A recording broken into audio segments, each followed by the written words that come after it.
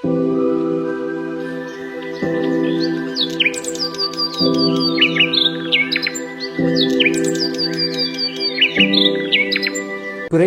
பிரகாசத்தில் பேசுவோம். நமது சமூகத்தின் கல்வி, கலை, இலக்கியம், கலாசாரம், பண்பாடு, மரபுரிமைகள், வரலாறு, மொழியியல் தொடர்பான ஆளுமைகளை அழைத்து வந்து அவர்களோடு கதையாடுகின்ற நிகழ்ச்சி பிறைவெளி. நேர்கள் அனைவருக்கும் சாந்தியும் சமாதானமும் உண்டாவதாக. பிரதி ஞாயிறுகளில் மாலை 5 மணிக்கு பிறை டிவியினூடாக பிறைவெளி நிகழ்ச்சியோடு நேர்கள் சேர்ந்திருக்கலாம். வழமை போல இன்றும் நாம் ஒரு ஆளுமையை அழைத்து வந்திருக்கின்றோம். குறிப்பாக மொழி என்கின்ற கருவி எந்தளவு முக்கியமானது என்பதை நாம் அறிவோம். இலங்கை போன்ற பல்லின சமூகங்கள் வாழ்கின்ற நாட்டிலே சிங்கள மொழியும் தமிழ் மொழியும் இரண்டர கலக்கின்ற ஒரு சூழல் இலக்கியத்தினூடாக நிகழ்விருக்கிறது. ஆகவே இந்த மொழி மாற்றம் சமூகங்களுக்கு இடையில் எத்தகைய ஒரு ஒருமைப்பாட்டை உருவாக்குகின்றது என்பது தொடர்பாக நாங்கள் கதையாட வேண்டிய தேவை இருக்கின்றது. ஆகவே அதற்கு பொருத்தமான ஒரு ஆளுமையை அழைத்து வந்திருக்கின்றோம். கொழும்பு ஜஹ்ரா கல்லூரியினுடைய உயர் வகுப்பு தொழில்நுட்ப பிரிவினுடைய பொறுப்பாளராக இருக்கின்ற ஆசிரியர் A.W. அப்துல் அசீஸ் அவர்கள் சிங்கள மொழியை முதல் மொழியாக கொண்டு கற்று விஞ்ஞானத்துறையிலும் சட்டத்துறையிலும் பட்டம் பெற்று மாணவர்களை வழிப்படுத்துகின்ற ஒரு ஆளுமையாக இருக்கிறார். அதற்கும் அப்பால் சிங்களத்திலிருந்து தமிழுக்கும் தமிழில் இருந்து சிங்களத்துக்கும் மொழி மாற்றம் செய்கின்ற ஒரு மொழி பரிவர்த்தனையாளராகவும் இருக்கின்றார் அப்துல் அசீஸ் அவர்கள். அஸ்ஸலாமு அலைக்கும். பிறைவெளி நிகழ்ச்சியினூடாக உங்களை நாங்கள் சந்திப்பதிலே மகிழ்ச்சி அடைகின்றோம். ஒரு மொழிபெயர்ப்பாளராக, மொழி பரிவர்த்தனையாளராக சிங்கள தமிழ் மொழிகளுக்கு இடையிலான ஒரு காப்பு பாலமாக கூட நீங்கள் இருக்கிறீர்கள் என்று நாங்கள் சொல்லலாம். முதலிலே நீங்கள் சொல்ல வேண்டும், தமிழ் வாசகர்கள், தமிழிலே கற்றிருப்பவர்கள், தமிழ் ஊடாக படிப்பவர்கள் சிங்கள மொழியினுடைய மொழிபெயர்ப்பை கற்க வேண்டுமாக இருந்தால் எந்த பரப்புகளில் கூடுதலான கவனம் செலுத்தி அவர்கள் படிப்பதற்கான வாய்ப்பு இருக்கிறது? அல்லது சிங்கள இலக்கியங்களை, சிங்கள மொழியை உள்வாங்கிக் கொள்வதற்கு எத்தகைய கற்பிதங்களை அவர்கள் கொண்டிருக்க வேண்டும்? மொழி என்றது இன மதத்துக்கு அப்பாற்பட்டது.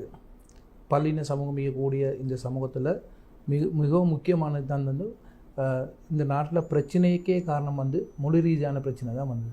இப்போ அதனால் இந்த சிங்கள மொழி என்றது தமிழ் சமூகத்துக்கும், தமிழ் மொழி என்றது சிங்கள சமூகத்துக்கும் கட்டாயம் போகக்கூடிய தேவை இருக்குது. அந்த அடிப்படையில் பார்த்துன்னு சொன்னால் இந்த சிங்கள சமூகம் இப்போது தற்போதைய நிலையை பார்த்துன்னு சொன்னால் தமிழ் மொழியை கற்கக்கூடிய விகிதாசாரம் கூடித்தான் இருக்குது. அது மாதிரி தமிழ் மொழி ஓரளவு தமிழ் மொழி கற்பார்கள் சிங்கள மொழியை வடக்கு கிழக்கு சார்ந்து இல்லாமல் மற்ற ஏனைய பகுதிகளில் கற்கக்கூடிய சந்தர்ப்பங்கள் கூடியிருக்குது. இப்போ அந்த அடிப்படையில் பார்த்துட்டு சொன்னால் இது ஆக இலகுவான வழிதான் நடைமுறைக்கு கூடிய பழக்க வழக்கங்கள் அடிப்படையில் வச்சு இந்த மொழியை கற்கலாம்.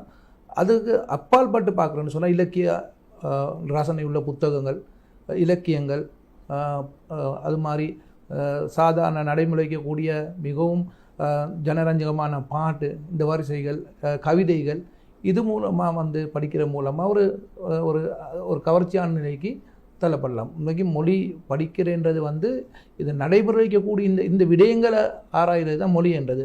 இலங்கையில் ஒரு காலம் ஒன்றுச்சு இல்லை சிங்களத்தில் இலக்கிய பொற்காலம் என்று சொல்லி, அது நாங்கள் சொல்ல சீதாவக ராஜகாலம் என்று சொல்லி.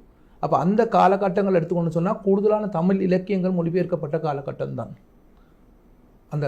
அப்போ அதனால் இந்த சிறந்த மொழிபெயர்ப்பாளர்கள் இது தமிழ் சிங்கள இணைப்பு பாலமாக இருந்தாங்க. அந்த அடிப்படையில் என்ன சொன்னால் அவங்களும் தேர்ந்தெடுத்து இந்த கவிதைகளை தான். ஏன்னா கவிதைகள் வைக்கக்கூடிய ஒரு முக்கியமான அம்சம்தான் அது நேரடியாக அந்த உணர்ச்சி ஊட்டக்கூடிய நிலையில் அந்த ஈஸியாக லேசான முறையில் கொண்டு சொல்கிறதுக்கு இயலுமான ஒரு நிலைமை இருக்குது. அந்த தமிழை பொறுத்தவரையில் பண்டைய தமிழ் இலக்கியங்கள் காணப்படுகின்றன. சங்ககாலம் முதலாக அந்த இலக்கியங்களை கற்கின்றோம். அதேபோல் நவீன காலத்தினுடைய தமிழ் இலக்கியங்களும் கற்கின்றோம். நான் உங்களிடம் கேட்பது என்னவென்றால், ஒரு தமிழ் வாசகனாகிய ஒரு வாசகன் சிங்கள மொழி இலக்கியங்களை படிக்கின்ற போது சிங்கள மொழியிலே இன்னென்ன பகுதியில் படிக்கலாம்? உதாரணமாக தமிழில் சொல்வதாக இருந்தால் கம்பராமாயணத்தை படியுங்கள், பாரதியாரை படியுங்கள், சிலப்பதிகாரத்தை படியுங்கள், இன்று நவீன எழுத்தாளர்களை படியுங்கள் என்றெல்லாம் சொல்வது போல சிங்களத்திலிருந்து எத்தகைய இலக்கியங்களை தமிழ் வாசகன் கட்டாயமாக கற்றிருக்க வேண்டும் என்று நினைக்கின்றேன். ஆரம்ப கட்டமாக குமாரோதயன்னு சொல்லி சில புத்தகம் இருக்குது. அது மிகவும் அடிப்படை இலக்கியங்கள் அடிப்படையாக கொண்டது, மிகவும் லேசான வழி அது. அந்த அடிப்படையில் குமாரோதய என்ற புத்தகத்தில் ஆரம்பிச்சு என்று சொன்னால் அங்கேருந்து நாங்கள் போகலாம் வந்து ஆக கொஞ்சம் கூடுதலான நிலைமை போகிறோம்னா சத்தர்ம ரத்னாவளிய மாதிரி இலக்கிய புத்தகங்கள் இருக்குது. புத்தில காவிய மாதிரி புத்தகங்கள் இருக்குது. அந்த அந்த அந்த இலக்கியங்களுக்கு போகும்போது அடிப்படை வந்து குமாரோதய மாதிரி புத்தகத்தை பரிசீலிச்சேன்னு சொன்னால் அடிப்படை இலக்கியங்கள் அது வெறுமனே கதை வடிவத்திலையும் பேச்சு வடிவத்திலையும் தான் அந்த புத்தகங்கள் எழுதப்பட்டிக்குது. முக்கியமாக வந்து இந்த சிங்களம் அல்லாத ஆக்களுக்கும் அது மிகவும் லேசாக விளங்கக்கூடிய முறையில் இருக்குது. அங்கேருந்து ஆரம்பிக்கிறது நல்ல நினைக்கிறேன். அதேபோல் நாட்டார் வழக்காற்றில் என்ற ஒரு விடயம் இருக்கின்றது. நாட்டுப்புற இலக்கியங்களை கற்றுக்கொள்ளுதல் அல்லது அதை பழக்கத்தில் கொண்டு வருதல் என்பது தமிழ் மொழி வாசகர்களை பொறுத்தவரையில் அல்லது தமிழ் மொழி நேர்களை பொறுத்தவரையில் அந்த பண்பாடு இருக்கின்றது. சிங்கள மொழியிலும் இந்த நாட்டார் சார்ந்த இலக்கியங்கள் நிறையவே இருக்கின்றன. அவற்றை பற்றி சொல்ல முடியும்? சிங்கள இலக்கிய பொறுத்தளவுக்கு வந்து நாட்டார் அடிப்படையில் பார்த்துன்னு சொன்னால் நாங்கள் அதை சிங்கள இலக்கிய வடிவத்திலேயே பேசுகிறேன்னு சொன்னால் அது இருக்குது. பெல் கவி என்று இருக்குது. அது மாதிரி வந்து ஆரம்ப காலகட்டத்தில் இந்த சாதாரணமாக ஒரு வயலுக்கு சொல்லக்கூடியவங்க சொல்லக்கூடிய கவிதை மரபு மொழி அது இருக்குது. அந்த இலக்கியங்கள் அடிப்படையில் என்று சொன்னால் அந்த அடிப்படையில் வந்து மிகவும் லேசான அர்த்தம். உதாரணத்துக்கு சிறுவர் பாடகங்கள் நீண்டி இருக்குது வந்து இப்போ பிரசித்திமான ஒரு சாதாரண ஒரு நிலை தான் வந்து இந்த சிறுவர் பாடல்கள் அதை சிம்பிளாக மொழிபெயர்க்கிறதுக்கு மேலும் அப்போ அந்த அடிப்படை அந்த நீங்கள் சொல்லக்கூடிய அந்த நாடால இலக்கியம் மட்டும் வந்து பெல்கவி மாதிரி இருக்குது. அது சிம்பிளாக அது ஒரு கலைப்பு நேரத்தில் பேசப்பட்ட கவிதை ஆகணும். ஆக்ரோஷமான சந்தர்ப்பத்தில் பேசப்பட்ட சில உணர்ச்சி பூர்வமான சில அம்சங்களை கொண்ட அமையப்பட்டதாகவும் இருக்குது. அப்போ அதெல்லாம் வந்து அந்த கவர்ச்சி தான். அதெல்லாம் ஒவ்வொரு காலகட்டத்தை பொறுத்தளவுக்கு உருவாக்கப்பட்டது என்று சொல்ல. ஆரம்ப காலகட்டம் விவசாயம் அடிப்படையில் இந்த சமூகம் இருந்துச்சு. அப்போ விவசாய அடிப்படையில் இந்த சமூகத்துக்கு விவசாய அடிப்படையில் இலக்கியத்தை வளர்க்கப்பட்டிருக்குது அந்த காலகட்டத்தில். அதுக்கப்புறம் அரசு தரப்பு என்ற அடிப்படையில் வந்து உதாரணத்துக்கு வந்து அனுராதபுர காலகட்டத்தில் எடுத்துக்கொண்டு சொன்னால் இந்த சீதாவுக்கு சொல்ல அவிசாவையில் மையமாக வச்ச காலகட்டங்கள் எடுத்துக்கொண்டு சொன்னால் நூற என்று சொல்கிற இந்த கெண்டிய மையமாக வச்ச காலகட்டங்கள் எடுத்துக்கொண்டு சொன்னால் இது அரசியல் தரப்புலேயே அந்த இலக்கியங்களை வளர்ப்பதற்காக வேண்டி சில நடவடிக்கை எடுக்கப்பட்டு அது மாதிரி அந்த சங்ககால இலக்கியங்கள் மாதிரி இது அந்த பௌராணிக சம்ஸ்கிருதிக வியாக்கரணம் என்று சொல்லி பௌராணிக் என்று சொன்னால் பழைய இலக்கியம் என்று சொல்லி அடிப்படையில் இருக்குது. அதுக்கு அப்படி சில நியாயமான இலக்கிய புத்தகம் இருக்குது. அது சில இலக்கிய புத்தகங்கள் தமிழுக்கு மொழிபெயர்க்கப்பட்டு தான் இருக்குது. உண்மையில் அவ்வையாக மொழிபெயர்க்கப்பட்டிருக்கின்ற நாட்டாரிய இலக்கியங்கள் கவிதைகளாக இருக்கலாம், கதை கூறலாக இருக்கலாம். இவற்றை தமிழ் வாசகர்கள் படிக்கின்ற போது சிங்கள மக்களுடைய சிங்கள வாழ்வியலுடைய அந்த ஆரம்பகால வாழ்வியலை உணர்ந்து கொள்ளக்கூடியதாக இருக்கும். பொதுவாக மொழி என்று சொல்கின்ற போது பல்லின தேசமாக காணப்படுகின்ற எங்களுடைய நாட்டிலே சிங்கள மொழியும் தமிழ் மொழியும் மிக முக்கியமானதாக இருக்கின்றது. மொழியை பற்றி சொல்கின்ற போது மொழி ஒரு கட்டுப்பாட்டுக்குள் இருக்கின்ற ஒன்றாக இல்லாமல் அது ஒரு பரந்துபட்ட ஒன்றாக இருக்கும். மொழி பெயர்ப்பு என்று வருகின்ற போது மொழியில் கொள்ளல் கொடுத்தலை பற்றி சொல்வார்கள். ஒரு மொழியிலிருந்து இன்னொரு மொழிக்கு சொற்களை எடுத்துக்கொள்ளுதலும், இன்னொரு மொழியிலிருந்து தன்னுடைய மொழிக்கு சொற்களை எடுத்துக்கொள்ளுதலும், சொற்கள் மட்டுமல்ல கலாச்சாரம், அதில் கருத்துக்கள், இலக்கியம் எடுத்துக்கொள்கின்ற ஒரு மொழி மாற்றம் என்று சொல்லப்படுகின்ற விடயம் மொழியினுடைய கொள்ளல் கொடுத்தல் என்று சொல்லலாம். அந்த வகையில் சிங்கள இலக்கியங்களில் தமிழிலிருந்து எடுத்துக்கொள்ளப்பட்ட விடயங்கள் அல்லது தமிழை தழுவியதாக தோன்றிய விடயங்கள் அப்படியான சில விடயங்கள் காணப்படுகின்றது. அதை பற்றி சொல்லுவோம். என்னென்ன சிங்கள இலக்கியத்துக்கு கூடுதலான தாக்கம் செலுத்தக்கூடிய ரெண்டு மொழிகள் உண்டு. பாலி மொழி, அடுத்து சமஸ்கிருத மொழி. அதுக்கு அடுத்தபடியாக கூடுதலான தாக்கம் செலுத்தின மொழி என்று சொன்னால் தமிழ் மொழி தான். ஹிந்து நாகரிகத்தோட தொடர்புபட்ட மொழி என்று சொல்ல உனதானே மணிமேகலை. இந்த மணிமேகலை தான் வந்து அந்த அடிப்படையில் உருவாக்கப்பட்ட அது சிங்களத்தில் லோகோபகாரம் என்று சொல்லி மொழிக்கு பெயர்க்கப்பட்டிருக்குது. அது என்ன பிரச்சனைனா இந்த இலக்கியங்கள் எல்லாம் மொழிபெயர்க்கப்பட்டது மொழிபெயர்ப்பு என்று சொல்லி அறிமுகப்படுத்தப்படவில்லை. அது சொந்த ஆக்கங்களாக அறிமுகப்படுத்தப்பட்டது தான் பிரச்சனை. ஏன்னா ஒரு காலகட்டம் நான் சில ஒரு விரிவுக்கான சில தொகுப்புகள் எடுத்துக்கொண்டான்னு சொன்னால் இந்த காலகட்டங்கள் எடுத்துக்கொண்டால் மிகவும் பிரசித்தி பெற்ற மொழிபெயர்ப்பாளர்கள் இருந்தாங்க. தொட்டகமோ ஸ்ரீ ராகுல ஹிமி, விதாகம மைத்ர ஹிமி, வேத்தியாவே இவர்கள் முன்மொழி வீரர்னு சொல்லுவாங்க. ஆங்கிலமும் தமிழும் சிங்களமும் முன்மொழி வீரர்னு சொல்லுவாங்க வந்து இலக்கியத்தில் வந்து தொட்டகமி ராகுல காவியசேகர என்ற மொழிபெயர்ப்பு, பரவி சந்தேச, சலஹினி சந்தேச இது எல்லாம் தமிழ் இலக்கியங்களை மையமாக கொண்ட அந்த அடிப்படையில் உருவாக்கப்பட்ட இலக்கியங்கள் தான். உதாரணமாக சொல்வதா இந்த தமிழில் இன்ன இலக்கியத்தை உதாரணம் சொன்னீங்க, மணிமேகலை சிங்கள மொழியிலே வந்திருப்பதாக. மணிமேகலை பௌத்த துறவி அடிப்படையாக கொண்ட ஒரு ஒரு கதைப்போக்கை கொண்டது. அதுபோல் வேறு எந்த வகையான இலக்கியங்கள்? மணிமேகலை தான் சத்தர்ம ரத்னாவலிய, லோகோபாவிய, குத்தில காவிய, சலலினி சந்தேசய, இப்படி இலக்கியங்கள் எடுத்துக்கொண்டார்.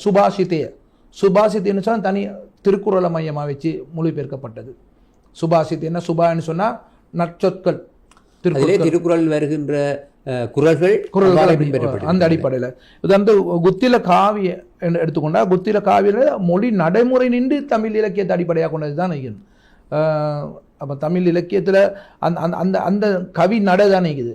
நான் சிங்கள இலக்கியத்துக்கு என்று சில கவி நடைகள் இருக்குது, தமிழ் இலக்கியத்துக்கு ஒரு கவி நடை இருக்குது.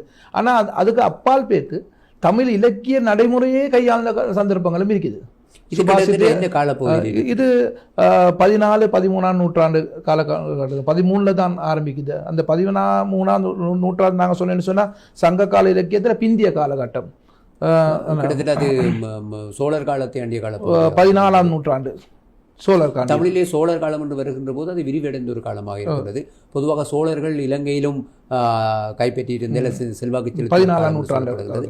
ஆகவே அவ்வகையான மொழியினுடைய செல்வாக்கு இருப்பதற்கான வாய்ப்பு. அந்த காலகட்டங்களில் தான் இந்த புத்தகங்கள் மொழிக்கு பெருக்கப்படுது. நான் சொன்ன மணிமேகலை, திருக்குறள் மாதிரி புத்தகங்கள் அடிப்படையாக கொண்டு தான் இருக்கக்கூடிய எல்லாம் புது குண அலங்காரம் என்று சொல்லி, என்னென்னா பக்தி பரவசமாக வந்து நியாயமான விஷயத்தில் வந்து மொழிபெயர்ப்பு செஞ்சுக்கிறாங்க வந்து. ஏன்னா அந்த அந்த உள்வாங்கப்படுவது ரெண்டு இனத்துக்குரிய வந்து நம்பிக்கை ஒரு இடத்துல ஒன்றுபடுது. அப்போ ஒன்றுபடுறதுனால அந்த நம்பிக்கை அடிப்படையாக வச்சு உருவாக்கப்பட்ட புத்தகம் இது. இந்த சுபாசித்தையும் திரிபிடிகையும் எடுத்துக்கொண்டு சொன்னால், சுபாசித்தையும் திருக்குறளும் எடுத்துக்கொண்டு சொன்னால், அந்த சுபாசித்தைன்ற நற்சொற்கள் என்றது தான். இப்போ அந்த அந்த அடிப்படையில் தான் வரிக்கு வரி மொழிபெயர்க்கப்பட்டிருக்குது. ஆனால் ஒரு பிரச்சனை என்ன சொன்னால், இந்த மொழிபெயர்க்கப்பட்ட புத்தகங்கள் வந்து மொழிபெயர்ப்பு என்று சொல்லி சொல்லப்படவில்லை. அது அவங்களோட சொந்த ஆக்கங்களாக தான். இது அதுக்கு பிறகு வந்த சில ஆராய்ச்சியாளர்கள் தான் இது வந்து இதோட மொழிபெயர்ப்பு. இது நீங்கள் இந்த ரெண்டு புத்தகம் எடுத்துக்கொண்டா வரிக்கு வரி மொழிபெயர்ப்பு என்று சொல்லலாம் வந்து. ஏன்னா உண்மையில் இவர் எடுத்த அந்த ராவுல்ஹிமி இவங்கெல்லாம் எடுத்துக்கொண்டு சொன்னால் அவங்க அந்த மொழிபெயர்ப்பு செஞ்சவங்க தான். அவங்க அந்த ரெண்டு மொழியிலையும் மிகவும் பிரசித்தி பெற்றவங்க. இந்த பொற்காலம் என்று சிங்களத்தில் இலக்கிய பொற்காலம் என்றது மொழிபெயர்க்கப்பட்ட காலகட்டம் தான். இப்போ இந்த கருத்து தமிழ் இலக்கியத்தில் பகிரங்கமாக சொல்லப்படணும். ஏன்னா அவ்வளோ தாக்கம் செலுத்தி இருக்குது.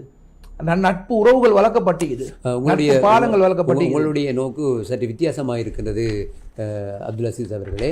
பொதுவாக தமிழ், நீங்கள் சொன்னது போல திருக்குறளை நாங்கள் எடுத்துக்கொண்டால், திருக்குறள் அறநெறி இலக்கியமாக சங்கமறிவு காலத்தில் தோன்றி அது இன்று வரைக்கும் உலகில் உள்ள பல மொழிகளில் மொழிபெயர்க்கப்பட்டு ஒரு கருத்தியலை வழங்குகிற ஒன்றாக இருக்கின்றது. அதே போலதான் திருக்குறள் சிங்கள மொழியில் மொழிபெயர்க்கப்பட்டிருக்கின்றது. அது சிங்கள இலக்கியமாக ஆகியிருக்கிறது, சுபாசித என்று ஆகியிருக்கின்றது என்ற அந்த கருத்திலே நீங்கள் சொல்கின்ற ஒரு மிக முக்கியமான ஒரு விடயம் இருக்கின்றது. தமிழ் இலக்கிய பரப்பை சிங்கள இலக்கிய பரப்பு எவ்வாறு உள்வாங்கி இருக்கிறது என்பது ஒரு சமூக உறவுக்கான ஒரு பண்பாட்டு கலாச்சார பரிவர்த்தனைக்கான ஒரு விடயமாக இருக்கிறது என்பதை நீங்கள் பரிமாறுகிறீர்கள். இது மிக முக்கியமான ஒரு விடயமாக. அசீஸ் அவர்களே, உண்மையில் சிங்கள இலக்கியத்துடைய பொற்காலம் என்று நீங்கள் குறிப்பிடுகின்ற இந்த விடயங்கள் தமிழ் இலக்கியத்தை உள்வாங்கி அது எவ்வாறு மேற்கிழமை இருக்கிறது என்பதை காணக்கூடியதாக இருக்கிறது. இதனுடைய தொடர்ச்சியாக, இதனுடைய வளர்ச்சியாக சிங்கள இலக்கியம் இன்று வளர்ச்சி அடைந்திருக்கிற ஒன்றாக காணப்படுகிறது. சிங்களத்திலிருந்து தமிழுக்கு காலகாலமாக வந்து கொண்டிருக்கிறது. ஞாபகம் வருகிறது பேராசிரியர் எம் உவைஸ் அவர்கள் மொழிபெயர்த்த கம்பரெல்லியை. இதை நீங்கள் எவ்வாறு பார்க்கிறீர்கள்? அவர் கிராம பிறழ்வு என்று மொழிபெயர்த்திருந்தார். தமிழ் மொழிபெயர்ப்பை நீங்கள் படித்திருப்பீர்கள். அது அடிப்படை ஆக சரளமாக மொழிபெயர்க்கப்பட்டது ஒன்று. கம்பெரலி என்ற வந்து ரெண்டு சமூக மாற்றத்துக்குள்ள இடைவெளியில் இருக்கக்கூடிய சிந்தனை மாற்றங்களை பற்றி தான் கம்பெரலியில் சொல்லுது. ஒரு சமூகத்தில் வந்து ஒரு கட்டத்திலேருந்து இன்னொரு கட்டத்தை தாண்ட போக்கில் வரக்கூடிய என்ன பிரச்சனை என்று சொல்கிறேன். அது உண்மைக்கு அந்த கம்பெரலியை வாசிக்க போக்கில் அந்த அந்த உணர்வு வரும். சிங்களத்தில் வாசிக்க போகலாம், அந்த தமிழில் வாசிக்க போகலாம். அந்த மொழிபெயர்ப்போட திறமை இருக்குது. ஏன்னா அதே மாதிரி இது அதே பாணியில் மொழிபெயர்க்கப்பட்டிருக்குது. நான் ரெண்டு மொழிபெயர்ப்பாளர் அதுதான் முக்கியம். மொழிபெயர்ப்பாளர்கள் முக்கியமே மொழிபெயர்ப்பாளர் அவர் முக்கியம். அது அந்த அந்த அந்த புக்கை எப்படி சொல்கிறோம்னா, அது நீங்கள் சிங்களத்தில் நான் சிங்கள மொழி படித்தவனா சிங்களத்தை வாசினா அந்த கதை அப்படியே எங்களுக்கு ஒரு நாங்கள் உள்வாங்கப்படுவோம். கம்பெரில் மாத்தராமினின்னு ஒரு கேரக்டர் சீக்குது, பிஎல்என்னு ஒரு கேரக்டரை சீக்குது. அவங்க சமூக மாற்றத்தோடு அவங்களோட ஏற்றத்தாழ்வுகளை பற்றி தான் பேசப்படுவது வந்து. சிந்தனை மாற்றங்களை பற்றி தான் பேசப்படுது. விக்ரமசிங்க இந்த நாவலை ஒரு உயிரோட்டமாக படித்திருக்கிறார். உவைஸ் அவர்களுடைய கிராமப்புறங்களை நீங்கள் வாசிக்கணும், ரெண்டுக்குடைய வித்தியாசத்தை ரெண்டுக்கும் பெருசாக வித்தியாசம் என்னங்கன்னா, அது மொழி ரீதியாக ரெண்டையும் வந்து ஒழுங்காக வாசிச்சொத்தருக்கு அது ரெண்டும் நல்ல ஒரு ரசனை ஒன்று இருக்குது. ஏன்னா சிங்களத்தில் கம்பெரலியாக வாசிக்க போக்கல எந்த உணர்வு வருவதுன்னு சொன்னால் அதே நல்ல அதுதான் ஒரு திறமையான மொழிபெயர்ப்பு. இது முக்கியமான ஒரு விடயம். பேராசிரியர் உவைஸ் அவர்கள் மொழிபெயர்த்த கிராமப்புறவு என்பது சரியாக வரவில்லை என்கிற ஒரு விமர்சனம் காணப்படுகின்ற சூழலில் அவர் அந்த நாவலை சரியாக உள்வாங்கி அந்த காலத்துக்கேற்ற வகையிலே தமிழ் படிக்கக்கூடியவாறு சொற்களை சரியாக படைத்திருக்கின்றார் என்கின்ற ஒரு திறனாய்வு குறிப்பும் காணப்படுகிறது. நீங்கள் சொல்கின்ற போது அது உண்மையாக அது என்னென்று சொன்னால் அவர் வச்சு கொண்ட பதங்கள் தான். ஏன்னா இது இலக்கியங்கள் மொழிபெயர்க்கப்படக்கூடிய சந்தர்ப்பத்தில் அந்த இலக்கிய சொற்கள் தானே அது சரளமான சொற்களாக இருக்கிறதுக்கு இயல. அப்போ சரளமான சொற்களாக வந்து இலக்கியத்தை பார்க்கலாம். உதாரணத்துக்கு நான் மணிமேகலை எடுங்களேன், அப்படி இல்லாட்டி மகாபாரதம் மாதிரி ஒரு மொழிபெயர்ப்பு எடுக்கின்றா அந்த மகாபாரதத்தை வெயிட் வரும் அந்த சொற்களுக்கு தான். அது வெறுமனே நடைமுறைக்கக்கூடிய சொற்களை போட்டதுக்கு இயலாம். இந்த செய்திருக்கிறாங்க. ஏன்னா அந்த தரத்திலே அது மொழிபெயர்க்கப்படும் என்றதுக்காக வேண்டி அந்த லாங்குவேஜ் அப்படி. அப்போ அந்த லாங்குவேஜ் இலக்கிய இலக்கிய நயமுள்ள உண்டு, இலக்கிய தரமுள்ளவங்களுக்கு தான் அது ரெண்டும் தெளிவாக விளங்கும். அப்படி இல்லாட்டி போனோன்னு சொன்னால் சரளமாக ஒரு கதை புத்தகம் வாசிக்கிற மாதிரி ஒரு உணர்வு வராது. இதான் வித்தியாசம். கம்பெரலையும் அப்படிதான். கம்பெரலையே சில வசன நடைமுறைகள் எல்லாம் வந்து அந்த காலத்துக்கு பொருத்தமான நடைமுறைகள் தான். அப்போ ஒய்சாம என்ன செஞ்சுக்கிறாங்கன்னு சொன்னால் அந்த நிலையை உருவாக்கணும் என்ற ஒரு முயற்சி எடுத்துக்கிறாங்க. அதனால் அந்த ரெண்டு மொழியிலையும் ஒரு பரிச்சயம் உள்ளவருக்கு தான் வந்து அது இலக்கிய நயமாக விளங்கும். அப்படி இல்லாட்டி ஒரு கஷ்டமான ஒரு புத்தகமாக விளங்குறது தான். அப்போ அந்த ரசனை இல்லாமல் போகிறது வாய்ப்பு இருக்குது. உண்மையில் மொழிபெயர்ப்பு தொடர்பாக விரிவாக ஆராய வேண்டிய ஒரு விடயம் இது. இன்னொரு விடயத்தை அப்துல் அசீஸ் அவர்களை உங்களிடம் கேட்க வேண்டும். பொதுவாக சிங்கள இலக்கியம் இன்று வளர்ச்சி அடைந்திருக்கிறது. நவீன சிங்கள எழுத்தாளர்கள் அதிகரித்திருக்கிறார்கள். அது மட்டுமில்லாமல் வாசகர்கள் பெருகி இருக்கிறார்கள். ஒரு எழுத்தாளருடைய புத்தகம் ஆயிரக்கணக்காக விற்பனையாகின்ற ஒரு சூழல் காணப்படுகிறது. தமிழிலே அதில் ஒரு மந்த நிலை இருக்கின்றது என்பதை உண்மையும் நாங்கள் ஏற்றுக்கொள்ள வேண்டியிருக்கின்றது. இவ்வாறு சிங்கள இலக்கியம் தற்காலத்தில் ஒரு ஒரு ஒரு பாரிய வளர்ச்சி அடைந்தமைக்கு என்ன பின்புலத்தை நீங்கள் பார்க்கிறீர்கள்? உலகளவிலே உலக இலக்கியங்களை அதனுடைய மொழிபெயர்ப்பை உள்வாங்கி சிங்கள வாசகர்கள் வளர்ச்சி அடைந்திருக்கிற நிலையும், சிங்கள எழுத்தாளர்கள் பின்னவீனமான எழுத்துக்களை எழுதுகிற முறையும் இன்று காணப்படுகிறது. இதை நீங்கள் எப்படி பார்க்குறீர்கள்? எவ்வாறு இந்த வளர்ச்சி ஏற்பட்டிருக்கிறது? இது முக்கியமான காரணம் தான் வந்து இந்த சிங்கள இலக்கியம் வந்து இலங்கையை மையமாக வச்சு உருவாக்கப்பட்ட இலக்கியங்கள். அப்போ அதனால் இது வந்து தொழில்நுட்பம் பெருசாக கையாளப்படவில்லை. வந்து தமிழ் இலக்கியங்களுக்கு வந்து இப்போ தொழில்நுட்ப ரீதியான சில அந்த சிடி அந்த வேறு வழிகளை வந்து அந்த இலக்கியத்தை கொடுக்கக்கூடிய அதை எழுத்துத்துறை இலக்கியம் பார்க்க மற்ற துறை தமிழ் இலக்கியம் வளர இல்லைன்னு சொல்லலை. தமிழ் இலக்கியம் வந்து காலத்துக்கு பொருத்தமான மாதிரி வளர்ந்துக்குது. சிங்கள இலக்கியங்கள் இப்போ தானே புத்தகம் வடிவம் கூடுதல் எடுக்கப்படுது. புத்தக வடிவத்தில் அதனால் அந்த புத்தகம் வாசிப்பு நிலை கூடிக்குது, இலக்கிய வடிவங்கள் கூடியிருக்குது. புத்தகம் என்ற அடிப்படையில் படித்தால் சிங்கள இலக்கியம் வந்து பெரிய மட்டத்தில் இருக்கிறாங்க. அப்போ தமிழ் இலக்கியத்தில் வந்து நாங்கள் இலங்கையை மட்டும் மையமாக வச்சு பார்க்கல, இந்தியாவை மையமாக வச்சு பார்த்தோன்னு சொன்னால் அவங்க அந்த கட்டத்தை தாண்டிட்டாங்க. அது எப்பயோ அது தமிழ் இலக்கியத்தில் பொற்காலம் எனக்கூடிய சங்க இலக்கிய காலத்திலே வந்து இலக்கியங்கள் எல்லாம் பெரிய அளவுக்கு வளர்க்கப்பட்டிருந்தது. அது அது அது டொப் நிலைமைக்கு வந்துட்டு அங்கேருந்து இலங்கையை மையமாக வச்சோன்னு சொன்னால் அதுலேருந்து மொழிபெயர்க்கப்பட்டு அதுக்கப்புறம் இந்த கவர்ச்சியாக வரக்கூடிய நிலை தான் இருக்குது. அப்போ சிங்கள இலக்கியம் அப்படி இல்லை. வந்து கொலம்போ யுகேன்னு சொல்கிறது கடைசி காலகட்டம். அது அப்படியே வரும். அந்த அனுராதபுர காலகட்டம், அவிசாவில் தம்பதினிய காலகட்டம், அவிசாவில் சீதாபக காலகட்டம் அப்படி வந்துன்னு சொன்னால் அந்த காலகட்டத்தில் இப்போ தான் இலக்கியத்தில் வந்து இப்போ மொழிபெயர்க்கப்பட்டு அந்த நிலை புதியக்கூடிய சந்ததிகள் வந்து அதை உருவாக்குறதுக்கு அந்த அந்த இந்த மூத்தவர்கள் என்று சொல்லக்கூடிய அந்த இலக்கியத்தில் மூத்தவர்கள் என்று சொல்லக்கூடிய அந்த வழிகாட்டலை ஒழுங்காக செய்கிறாங்க. வாசிப்புன்றது இப்போ தமிழ் இலக்கியங்களை புத்தகம் நாங்கள் நம்ம ஒரு ஆசிரியராக இருக்கிறனால உண்மைக்கு இந்த புத்தக வாசிப்புன்றது வந்து எங்களை தமிழ் சமூகங்களில் வந்து தமிழ் இலக்கியத்தில் மிகவும் குறைவாகிட்டு அந்த வழிகாட்டுதல் தூண்டுதல் இல்லாதது தான் சொல்லலாம். வந்து ஏன்னா ஒன்று தூண்டுதல் இல்லை, அடுத்தது அவங்க எலக்ட்ரானிக் யுகத்தை போகிறாங்க, எலக்ட்ரானிக்ஸ் அந்த சைடை போகிறாங்க, டிஜிட்டல் உலகத்துக்கு போகிறாங்க. அதனால் இது வந்து ஒரு மந்த நிலை காணப்படுது. இவங்க இப்போ தான் 2வது கட்டத்து 3வது கட்டத்துக்கு வந்திக்கிறாங்க. அதனால் இந்த வாசிப்பு துறைகளை வந்து அவங்க கூடுதலாக இது பண்ணி இப்போ அவங்க இது ரெண்டையும் ஒப்பிட்டு பார்க்க போகணும்னு சொன்னால் டிஜிட்டலைஸ் ஆகினது கூட அவங்க சிங்கள இலக்கியத்துக்கு பார்க்க தமிழ் இலக்கியம் வந்து டிஜிட்டலைஸ் கூட. அப்போ அதனால் வாசிப்புத்துறை என்று விளங்குது இல்லை. ஆனால் அவங்க நாங்கள் இந்த இலக்கிய வரலாறை பார்க்குறோம் இந்தியாவோட மையமாக வச்சு தான் பார்க்குறோம். இந்தியாவில் ஆரம்ப கட்டம் 2வது கட்டம் இங்கே வந்து அப்போ இது இந்த நாடே மையமாக வச்சு உருவாக்கப்பட்டேன்னு சொன்னால் அப்போ இதில் வந்து இந்த காலம் வந்து வித்தியாசம் எங்களுக்கு கூடுதலாக விளங்குது. உண்மையில் சிங்கள இலக்கியத்தினுடைய வழிகாட்டுதலும் புதிய எழுத்தாளர்களுடைய தோற்றமும் வாசக பரப்பினுடைய விரிவுக்கு காரணமாக இருக்கிறது. உலக இலக்கியங்கள் பல ஆங்கிலத்திலும் ஆங்கில வழியாகவும் சிங்கள வழியாகவும் சிங்கள வாசகர்கள் படிக்கிறார்கள். ஆக புத்தகங்களை வாங்கி படிக்கின்ற வாசகர் பரப்பு. அடுத்து வாசிப்பை பற்றி சொன்னீர்கள், மிக முக்கியமான ஒரு விடயம் மொழிபெயர்ப்பு துறை வந்து இந்தியாவை மையமாக வச்சு கூடுதலான மொழிபெயர்ப்பு இன்னமும் நடந்து கொண்டு தான் இது தமிழ் துறையில். மொழிபெயர்ப்பை பற்றி சொல்கின்ற போது நீங்கள் ஒரு மொழிபெயர்ப்பாளராக இருக்கின்றீர்கள். தமிழில் வருகின்ற பல பாடநூல்கள் சார்ந்த விடயங்களை நீங்கள் சிங்களத்தில் மொழிபெயர்த்திருக்கிறீர்கள். சிங்களத்தில் இருக்கின்ற இந்த கலைத்திட்டம் தொடர்பான விடயங்களை தமிழில் மொழிபெயர்த்த ஒருவராக இருக்கின்றீர்கள். நீங்கள் இலக்கியங்களை மொழிபெயர்த்தவர் என்பதற்கு அப்பால் கல்வித்துறை சார்ந்த விடயங்களை மொழிபெயர்க்கின்ற ஒருவராகவும் இருக்கின்றீர்கள்.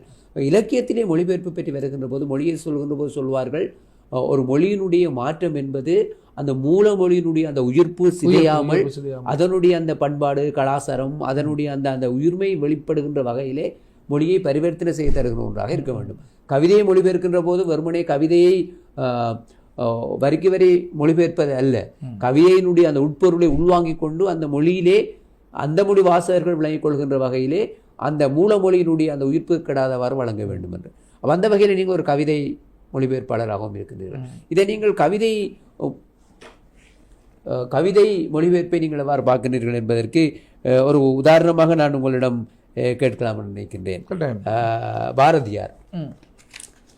பாரதியாருடைய நான் வீழ்வேன் என்று நினைத்தாயோ என்று முடிகிற அந்த கவிதை, அதனை நான் தமிழில் சொல்கின்ற போது உங்களால் எப்படி அதை சிங்களத்திலே அந்த தமிழ் மொழியினுடைய உயிர்மை சிதையாதவாறு சிங்கள வாசகர்கள் வாசித்து அதிலே அவர்கள் உணர்வு பெறுகின்ற மாதிரி சொல்ல முடியும்? நான் இந்த கவிதையை ஏற்கனவே மொழிபெயர்த்தி இருக்கிறேன். நீ